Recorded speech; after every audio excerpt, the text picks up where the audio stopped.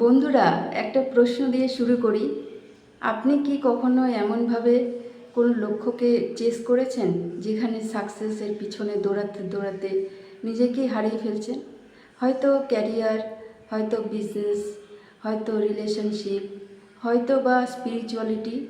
ছোট্টবেলা থেকেই আমরা একটা কথা শুনে বড় হয়েছি, কষ্ট না করলে কেষ্ট মেলে না। আর সেই কারণেই আমরা অনেক সময় বিশ্বাস করতে শুরু করি, যত বেশি স্ট্রাগল, যত বেশি স্যাক্রিফাইস, যত বেশি পেইন, তত বেশি সাকসেস। কিন্তু প্রশ্নটা হলো, সত্যি কি জীবনের প্রতিটি অ্যাচিভমেন্টের জন্য নিজেকে কমপ্লিটলি ডিস্ট্রয় করে ফেলতে হয়? এই প্রশ্নের উত্তর খুঁজতেই আজ আমি আপনাদের এমন একজন মানুষের গল্প বলবো, যিনি নিজের জীবনের অভিজ্ঞতা দিয়ে মানবজাতিকে শিখিয়েছিলেন জীবনে যে কোনো কিছু অর্জন করার জন্য সঠিক পথটা আসলে কী। তিনি হলেন গৌতম বুদ্ধ। যখন সিদ্ধার্থ সব কিছু ছেড়ে দিলেন, রাজপ্রাসাদের রাজকুমার সিদ্ধার্থ, যার জীবনে কোনো অভাব ছিল না, একদিন বুঝলেন জীবনে শুধু সুখ নেই, দুঃখ আছে, রোগ আছে, বার্ধক্য আছে, মৃত্যু আছে। আর সেই প্রশ্নের উত্তর খুঁজতেই তিনি সব কিছু ছেড়ে বেরিয়ে পড়লেন। একটাই লক্ষ্য, মোক্ষ, চূড়ান্ত সত্য। কিন্তু তারপর তিনি একটা ভুল ধারণার বিশ্বাস করলেন। তিনি ভাবলেন, যত কঠোর তপস্যা, তত দ্রুত সত্যের কাছে পৌঁছাবো। তারপর শুরু হলো কঠোর তপস্যা। দিনের পর দিন প্রায় না খেয়ে, শুধু ধ্যান, শুধু উপবাস। ইতিহাস বলে তার শরীর এতটাই দুর্বল হয়ে গিয়েছিল যে হাড় পর্যন্ত স্পষ্ট দেখা যেত। একসময় তিনি এতটাই দুর্বল হয়ে পড়লেন যে প্রায় অচেতন অবস্থায় পৌঁছে গেলেন। এখন একটু ভাবুন, যদি শরীরই কাজ না করে তাহলে মন কিভাবে সত্য উপলব্ধি করবে? তারপর এলো সেই এক বাটি ক্ষীর।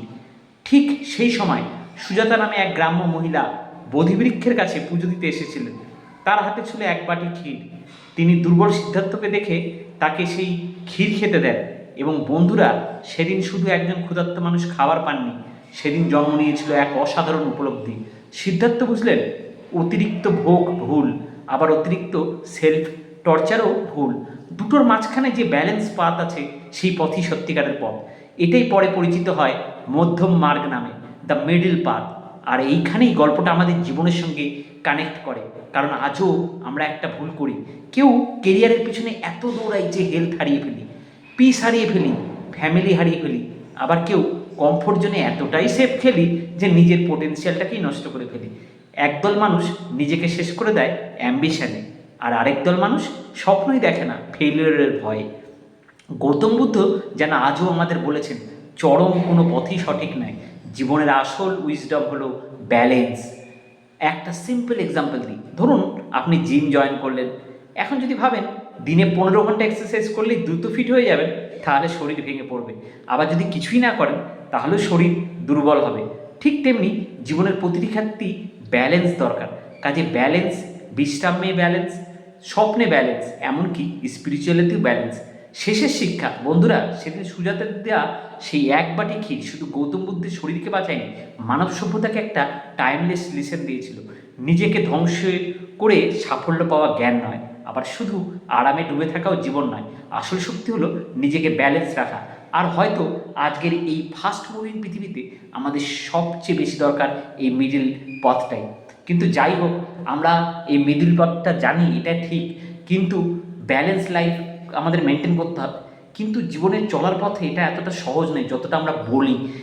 কিন্তু এটাকে আমরা খুব সুন্দরভাবে আমরা নিজেরা লাইফের মধ্যে এই মিডল পথটাকে নিয়ে আসতে পারি। কিসের মাধ্যমে? সেটা হচ্ছে যোগা, স্পিরিচুয়াল প্র্যাকটিস। সেটা একটু কঠিন রাস্তা। সকালবেলার সেই সুন্দর রোম্যান্টিক ঘুম, সেটাকে ছেড়ে বেরিয়ে গিয়ে যোগা করা সহজ ব্যাপার নয়। কিন্তু আমরা যদি সেই কমফোর্ট জোনটাকে ছাড়তে পারি, অ্যাকচুয়ালি আমরা সেই জিনিসটাকে অ্যাচিভ করতে পারি। There is no pain, no gain. আমাদের জীবনে কিছু পেতে গেলে সেটা খুব দরকার, যেটা আমাদের কিছু ছাড়তে হবে। আর এইটাই আমাদের মধ্যম পন্থা। আর আরেকটা জিনিস যেটা আমি মনে করি, যে আজকে আমি এই সেলফ টকিং জার্নি, আজকে আমার এটা day 399। So last 1 year I continue this self talking journey. এবং আমি এর মাধ্যমে যে বডি, সোল, মাইন্ড, এই তিনটা একটা আরেকটার সাথে অঙ্গাঙ্গিভাবে জড়িত।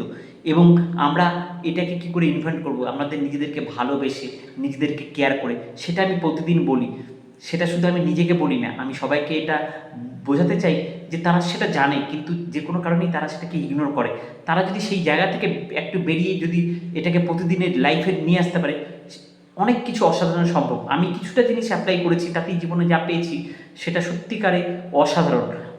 আমি যদি আরও এটা লাইফে বেশি করে প্রয়োগ করতে পারি, আমার মনে হয় অনেক কিছু অসাধ্যকে আমি সাধন করতে পারবব। আমি চাই আপনারাও এটাকে প্রতিটি দিনে দৈনন্দিন জীবনে এটাকে প্রয়োগ করে আপনারা সাফল্যের সেই চরম শিখরে পৌঁছান, আরও মানুষকে বেশি সফলতে হেল্প করুন। যাই হোক, আজকে এখানেই শেষ করলাম। আপনারা ভালো থাকুন, সুস্থ থাকুন, টাটা, বাই বাই।